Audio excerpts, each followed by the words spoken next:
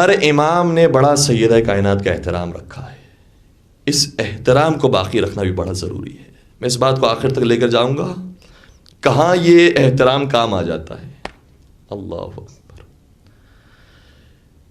چھٹے سرکار حضرت امام جعفر صادق علیہ الصلوۃ والسلام کی خدمت میں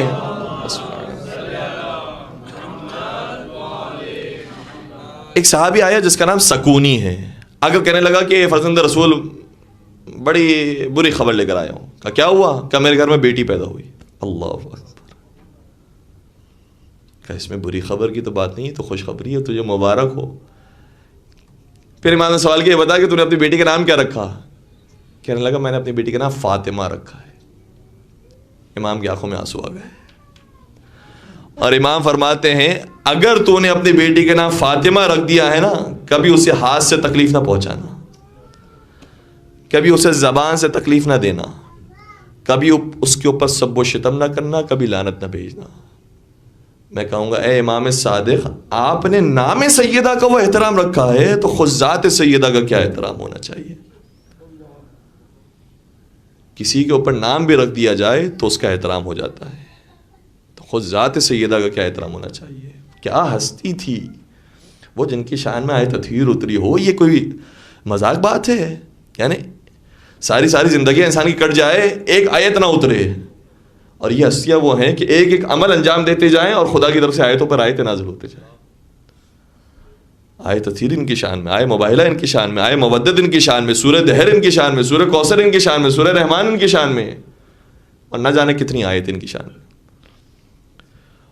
اور امام باقر کے بارے میں ملتا ہے جب کبھی بخار کی کیفیت میں، شدید بخار کی کیفیت اپنے اندر محسوس کرتے تھے، ایک پانی کا جام پیتے تھے اور پھر کہتے تھے یا فاطمہ یا فاطمہ. کیوں کہتے تھے؟ کہتے ہیں کہ جب میں کہتا ہوں یا فاطمہ میرے درد کی شدت کم ہو جاتی ہے. ہر امام نے بڑے احترام سے سیدہ کائنات کا نام لیا ہے، محبت سکھائی ہے، احترام سکھایا ہے ہمیں.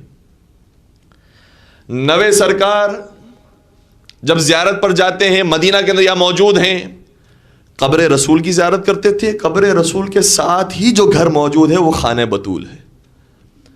روایت کا جملہ یہ ہے کہ جب اپنی مادر گرامی کے گھر میں داخل ہوتے تھے، لیکن ماں ہے نا، اور یہ تو معصوم ہستیاں ہیں، گھر میں داخل ہونے میں کیا مذائقہ ہے، لیکن جب گھر میں داخل ہوتے تھے تو احترام خانہ سیدہ یہ ہوتا تھا کہ اپنی نالین کو باہر اتارتے تھے اور پھر سیدہ کائنات کے گھر میں داخل ہوتے تھے، 2 رکعت نماز پڑھتے تھے. یہ نوے اماموں میں احترام سکھا رہے جو خود امام معصوم ہیں. سیدہ کائنات کا بہت احترام رکھنا، یہ معمولی ہستی نہیں ہے. 8ویں سرکار کی بارگاہ میں ایک مومن آیا. دیکھیں اب تو میں آپ کی خدمت میں ابھی کا واقعہ بیان کر رہا ہوں. مشہد گیا زیارت کرنے کے لیے، بڑا گنہگار تھا. خود کہتا ہے کہ بڑی معصیت کی تھی، مجھے تو یہ ڈر تھا کہ امام رضا مجھے اپنے بارگاہ سے دھتکار نہ دیں. جا رہا تھا زری کے قریب، اچانک کیا دیکھا کہ علامہ طباطبائی نظر آئے، تفسیر المیزان کی مؤلف. کہنے لگا علامہ میں جا رہا ہوں امام کی بارگاہ میں، مجھے ڈر یہ ہے کہ امام مجھے دھتکار نہ دیں.